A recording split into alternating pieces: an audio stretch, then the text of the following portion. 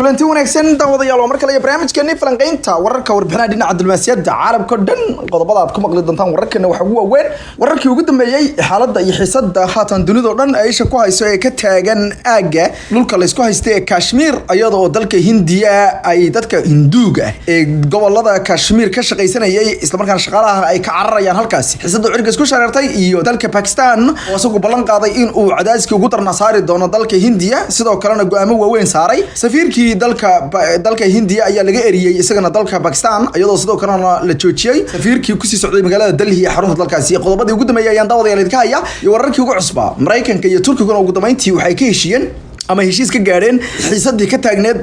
dagaal uu turkigu doonayay halkaas weer lagu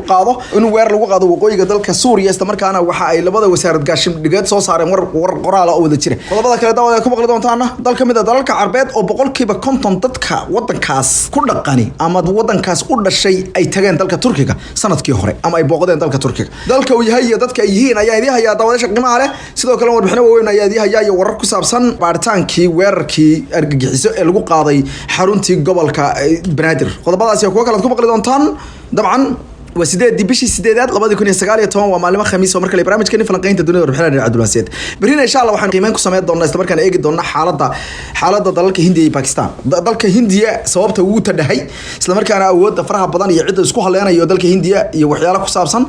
حالة هذه حالة خطرت هالك كسر الناس عاد إني ضلك أي صورة قلت هاي إني جعنت الساران يصيدوا كلا وحنا إيجي دونا علاقات كسرنا حماضي يصيد مركز صورة كلمة ضيوتها إنه بدبادو أما وكسر درا ضلك السعودي تركي labada qodob baynu oo jimcaha ku eegi doona insha Allah falanqeynta diil ahayd kala soo tan wararkii ugu dambeeyay warbixinaha diblomaasiyadda ee gaanka gandulada oo dhan warar ku dhow dowladda federaalka Soomaaliya ayaa sheegaya inuu soo afgo'ay ama la soo gabeeyay baadhitaankii aqalka dowladda hoose ee magaalada Muqdisho ee xarunta dalka Soomaaliya weerarkii ka dhacay lagu baadhayay isla markaana xog laga soo saaray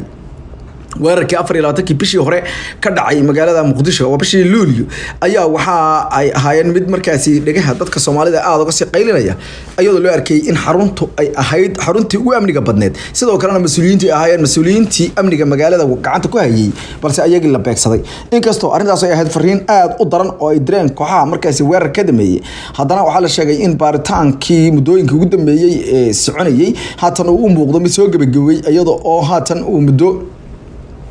14 maalmood ku dhawaada qaraxaasi ka soo waaday wararka ayaa sheegaya in qaar kamid ah ehelada gudoomiyihii gobolka ahana duqi magaalada ilaahay u naxariistay Cabdiraxmaan Umar Cismaan Yariisow loogu yeeray kulan ay yeesheen guddiga amniga ee gacanta ku hayay arinta kuwaas oo la sheegay inay siiyeen tafaasiil dheeraad guddiga ayaa sheegay in dadka weerarka lugta ku lahaa ay kamid ahayd Basiiro Cabdi Maxamed oo ay horay warbaahinta Soomaalidu ay u tabisay in ay laga yaabay isla markaana guddiga amniga qaranka oo horay u tibaaxeen in laga yaabay inay ku lug lahayd taas oo loo arkayay inay ahayd gabadh markaasi indhaha wax ka qabta oo indhala waxaan la sheegay in qof kale uu la xiriirinay arinta oo lagu tilmaamay inay tahay haweeney kale balse waxa aan wali la cadeynin in mas'uuliyiin loo tuhmayay arintaas inay ku leeyihiin isla markaana ay fududeeyeen weerarka ayaga aan la magac dhabin dadka ayaa u sheegay dadka qoyska ama guddiga ayaa u sheegay dadka qoyska in talaabooyin dheeraad la qaadi doono isla markaana amniga gobolka wax laga qaban doono warar kale oo soo baxayay oo sheegayay in laga yaabo in mas'uuliyiinta dhinaca amniga wax laga bedelo ayaa ilaa hadda aysan warkaas soo tarin ayadoo hay'adda amniga qaranka ee dalka iyo waliba tanbad sugidda sidoo kale iyo taliyaasha ciidanka booliiska aan wax badan laga qaban wararka ayaa waxay sheegayaan in kaamarada qarsoon ee wax duubtay dhinaca amniga ee CCTV ga la yiraahdo ama CC kaamarada la yiraahdo la sheegay in ay markaasi duubtay ayaa la yiri codad iyo muuqaalo halka wararka la sheegayaan in ay kaamarada ay ahayd mid dansan maalmo ka hor halka dagala socotaan wararkii ugu dambeeyay warbixinaha diblomaasiyadda caalamka oo dhan ama gaanka gandulada oo dhan in badan hadii aad maqashay isla markaana aad maqli jirtay in qofku marka uu cabo habeenkii xilliga hurdada isku diyaarinayo shaah ama coffee uu cabo in ay hurdada ka gaxayso ayaa daraasaad la ogaaday waxa lagu soo bandhigay in ay arintaas tahay khuraafaad oo aysan waxba ka jirin laba kamid ah jaamacadaha ugu weyn ee dalka Maraykanka jaamacadda gobolka Florida ee la yiraahdo Atlantic University iyo jaamacadda Harvard ee gaar ahaan qaybta la yiraahdo Harvard Medical School ayaa daraasaad cilmi baaris oo ay sameeyeen waxa ay ku soo bandhigeen in habeenkii qofku inuu cabo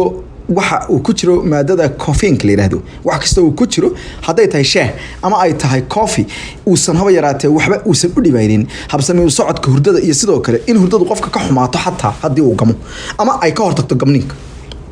785 qof ayaa lagu sameeyay baadhitaan iyo tijaabo muddo gaadhaysa 5164 habeen iyo maalmood ama habeen iyo maalineed marka isku dara taasoo lagu xiray qalab markaas gacanta inta laga xiray lagu dhageysanayay isla markaana lagu la socday dhaqdhaqaaqa hurdadooda oo sensor yar ama machine yar laga xiray gacanta warintan ayaa waxa lagu gudiga baaritaanka arintaas isku sameeyay waxa ay sheegeen in ay arintaas u sameeyeen kadib markii la ogaaday khilaafka ugu weyn inuu ka taagan yahay haatan dhinaca hurdada iyo dadka qaarkood hurdada ka cabanaya markay shaah cabaan ama coffee cabaan oo wax kasta oo ku jiro ayay yiraahdeen maadada caffeine loo yaqaano ee laga helo caleenta shaaha iyo laga helo miraha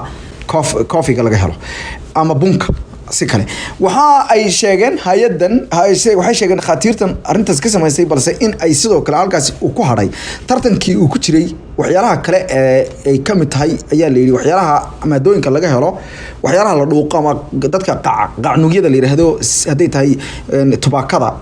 la shito iyo maandooriyaha la yiraahdo khamriga oo ay sheegeen ayagu in ay ku yihiin ama ku leeyihiin door aad u xun oo caafimaad iyo mid habsami u socdo hurdada ayaa la xilliga hurdada waxay yiraahdeen bedelkii maadooyinka dhinaca laga helo ama tabarta kordhisa ee laga helo shaaha iyo coffee-ga ama bunka ayaa la yiri waxaan ogaanay ay yiraahdeen warbixinta ku ogaanay in khamriga iyo maadada kale ee laga helo ayaa la yiri qiiqa la shido ay tubaakadu ka matahay nicotine la yiraahdo labadaasba ay ayaga buuxdaafiyeen ayaa la yiri waxyaalo kharbada iyo hurdada isla markaana waxay sheegeen in uusan qofka khamriga cabaa uusan seexanaynin xataa hadii uu gamo ay yiraahdeen hurdo raaxo leh bedelka qofka coffee-ga cabaa uu caadi u seexanayo isla markaana hurdadiisa intuu ku dhex jiro aysan waxba yeelin ayay tiri Dr. Christine Spadola oo barnaamijka soo bandhigtay isla markaana warbixinta ay soo xigatay qaybta caafimaadka wargeyska dalka Britain ka soo baxay independent ayaa waxa uu sheegay in ay warbixintu ay ku sheegay daha ka qaaday murankii inta badan u dhaxeeyay hay'adaha ayagu dadka khamriga cabsiya ee khamriga xayisiya kuwaas oo inta badan dadka ugu amaana inay dadka hurdo ka helayaan isla markaana walwalka uu biyo balse ay sheegeen inay cudur ay xambaarsan tahay dhaqaatiir dhinaca cilmi nafsiga waxay sheegeen in aysan hawa yaraatay aysan jirinin sababo loogu tirtirsiyo ama loogu qanco ay yiraahdeen in shaaha iyo bunku uu dadka wax yeelo isla markaana loogu bumbuuniyo dadka ay yiraahdeen in khamrada oo xaraan ay yiraahdeen muslimka ka xaraan dabcan ayagu ma oran xaraan laakiin muslimka inaga waa inaga xaraan ay yiraahdeen inuusan lahayn ay yiraahdeen wax markaasi wax tara oo hurdada wax ka tarayo quraanka kariimka ayaa sheegay laakiin 500 sanadood ka hor in uu nacfi uusan lahayn haba yaraatay wax nacfiya uusan lahayn ama nacfiga uu xumaanta uu leeyahay in nacfigiisu ka badan yahay qof weyn oo dhacdhacay qof weyn oo cabsan qof weyn oo meel xun yaale iyo qof weyn oo yaani maartay sheegay aan mas'uuliyad qaadi karin oo yaani cabsan waa maxay waa maandooriyahaas waliba wadankeena bariyahan aad iyo aad ugu soo badanaya dalka Ethiopia ayaa lagaga soo faruura wax alaale wuxuu tarana ma jirto cudurro waaweyn oo xagga beerka ah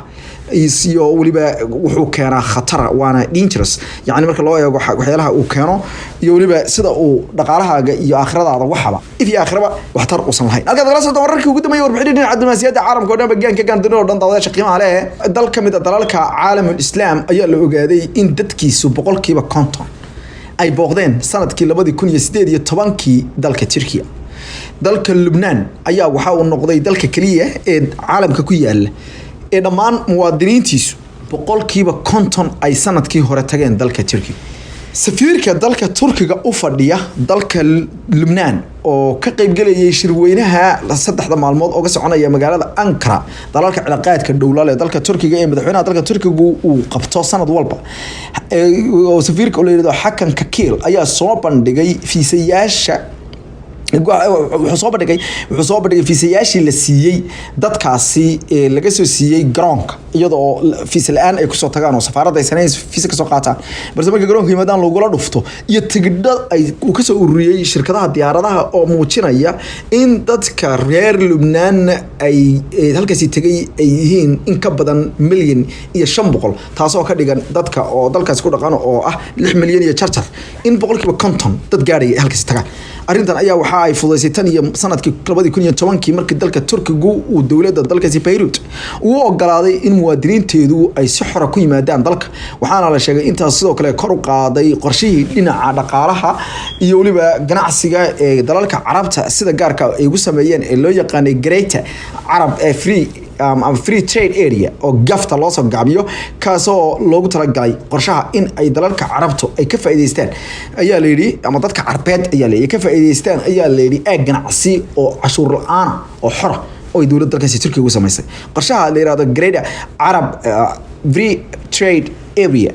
gafta loo soo gaabiyo ayaa dowladda dalka Turkiga waxay sheegtay in dowladda Lubnaan ay hogaanka u hayso muwaadiniinta kale ayaa la sheegay iyaguna in ay u yimaadeen dalxiis dalkaasi wuxuuna sheegay safiirku in dadka reer Lubnaan ay jecel yihiin ayuu yiri dalkeena wuxuu reer Lubnaan way jecel yihiin dalka Turkiga waxay sidoo kale ay jecel yihiin ayuu yiri inay dalkeena soo booqdaan annana waxaanu jecelahay dhamaan dadka reer ayuu yiri Lubnaan annagoo u jecel ayuu yiri maadaama ay walaalo yihiin xataa waxaanu jecelahay dhamaan qowmiyadaha kala duwan ee dalkaas ku dhaqan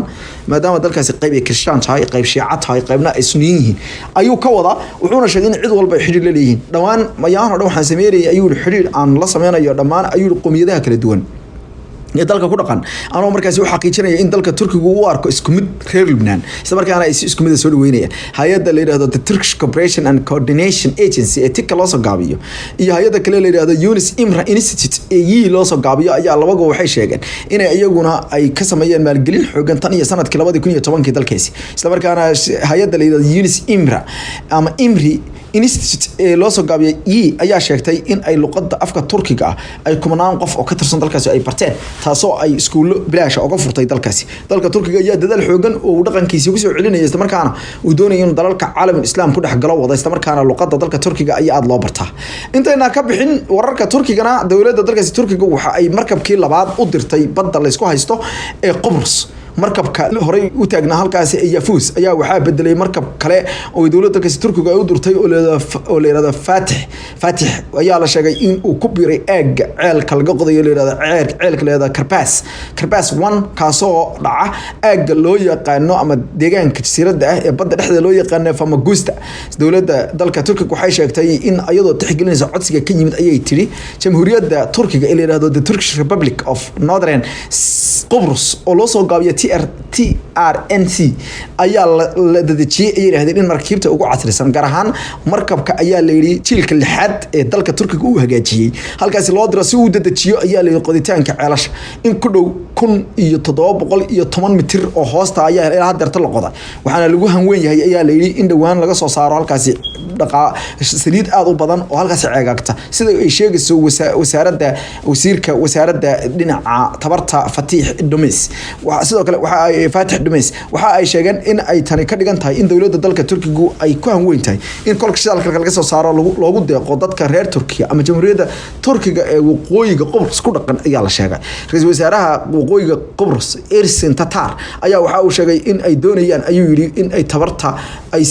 ka faa'iideystaan wasiirka jasiiradaas ee dhinaca tamarta Xasan Takoy ayaa sheegay in dowladaha reer Yurub ay ka xishoodaan in ay ku dayaan ayuu yiri dalkiisa ama jamhuuriyadiisa ayagoo sheegay in Qobrista Greekana loo ogolaaday in kheyraadka la soo baxdo tan in loo diidana ay tahay ay yiraahdeen mid caqliga galaynin wuxuuna ku tooqay inay ku tiirsan yihiin dal awood halka nagala soo wararka ugu dambeeyay qaybta dambe wararka oo cala dhinaca diblomaasiyadda sidoo kalena xogo dhinaca diblomaasiyadda oo mar kale laga soo faagay dalka Saudi Arabia oo sheegaya in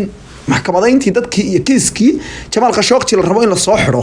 intaan la gaadhin doorashada dalka Maraykanka 2020 iyo ujeedka laga leeyahay oo la soo ogaaday qaybta dambe wararka oo cala dhinaca diblomaasiyadda Britain ayaa la idmo falanqayn ku saabsan markaasi arrimaha dalka Kashmir